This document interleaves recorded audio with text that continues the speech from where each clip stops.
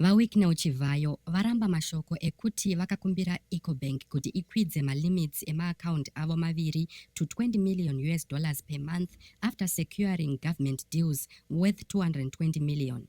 Varamba magwaro ari kutenderera vachiti ndeemanyepo ndeyekuda kusvibisa zita ravo chete.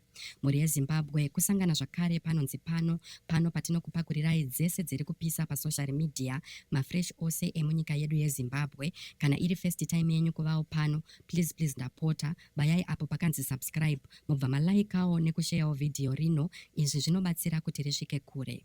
However, while Chivayo directs his anger at opposition politicians, particularly lawyer Fadzai Mahere, who shared the alleged documents, the controversy stems from earlier attacks on him by Vice President Constantino Chiwenga and war veterans. Chiwenga recently warned against corrupt business figures thriving on ill-gotten wealth, a statement many believe was aimed at Chivayo. Zvisinei nekupikisa kwaanoita mashoko, vamwe vanofungidzira kuti kugumbuka kwaChivayo chaiko kuri kuna Chiwenga nemawar veterans. Zvichakadaro, vamwe vemabhanga vanoti tsamba idzi ndedzechokwadi, vachipikisa Ecobank kuti ijekese mamiriro ezvinhu.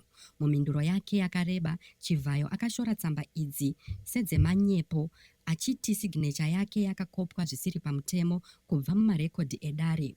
He blamed opposition figures for spreading falsehoods out of envy and frustration over his business success and political connections.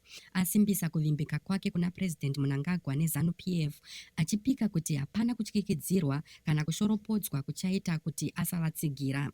Azvirumbidza pamusoro pekubudirira kwake mune zvemari, achiramba nyaya dzeuori uye achiti upfumi hwake hunobva mukugona, unyanzvi uye zvibvumirano zvemabhizimusi zviri pamutemo muAfrica yose. With Chivayo attacking the opposition while Chiwenga's remarks loom in the background, the big question remains: is he really responding to the opposition, or is this a veiled counter-attack against Chiwenga himself?